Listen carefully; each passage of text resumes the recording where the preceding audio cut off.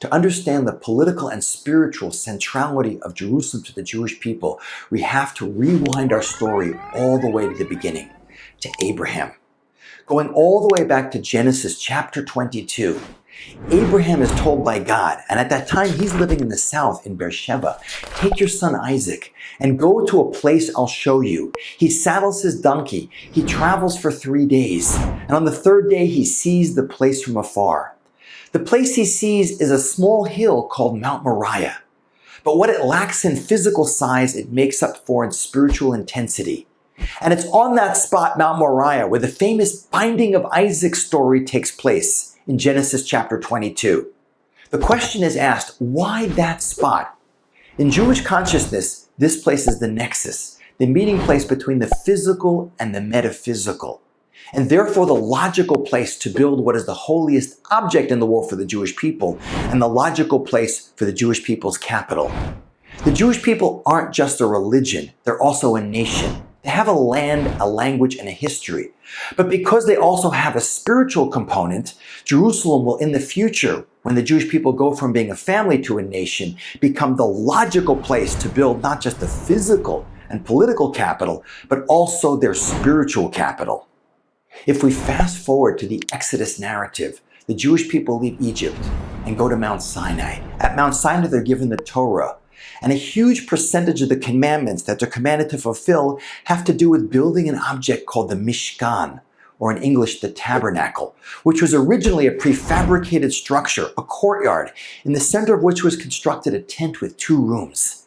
The smaller of those 2 rooms contained the Ark of the Covenant, a wooden box gilded in gold, in which was contained the tablets that Moses brought down from Mount Sinai. What is this structure?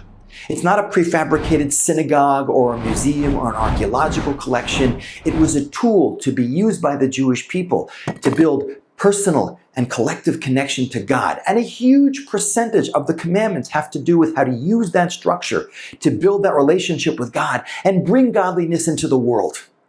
For the 40 years that the Jewish people wander in the desert, that building is broken down into its parts and carried to the next location where the Jewish people would camp.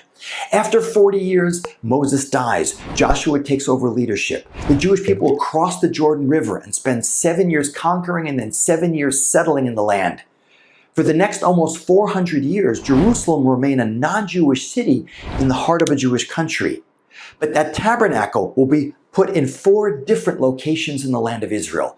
First in Gilgal, then in Nov, in Shiloh for 369 years, and finally in Givon.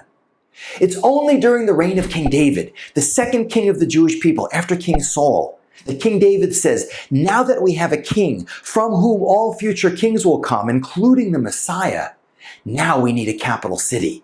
And since we're not just a political entity and a nation, but also a spiritual people, Jerusalem, our ancient spiritual center that goes all the way back to the time of Abraham, can be the only choice.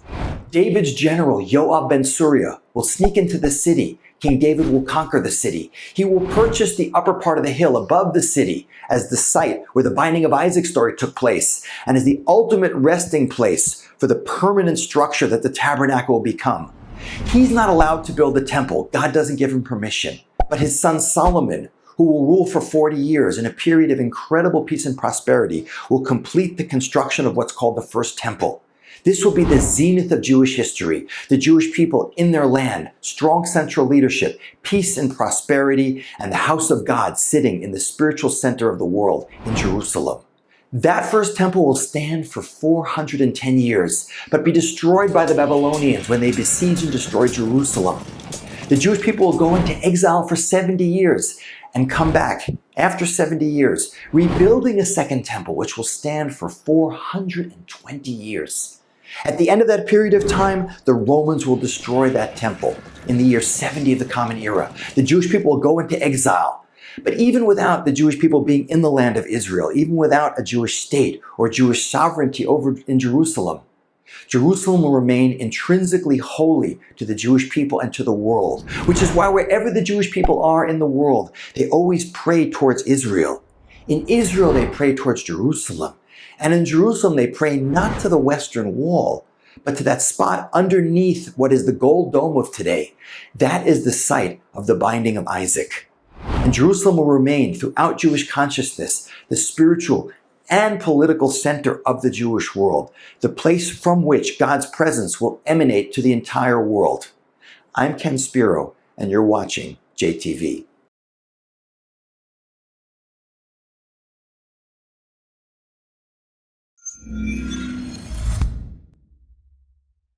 To stay up to date with JTV content, click subscribe here if you're on YouTube and hit the alarm bell. And if you're on Facebook, hit the like button and under following, click see first. If you enjoy watching JTV content and want to help us continue to grow, please consider making a donation to us by clicking here.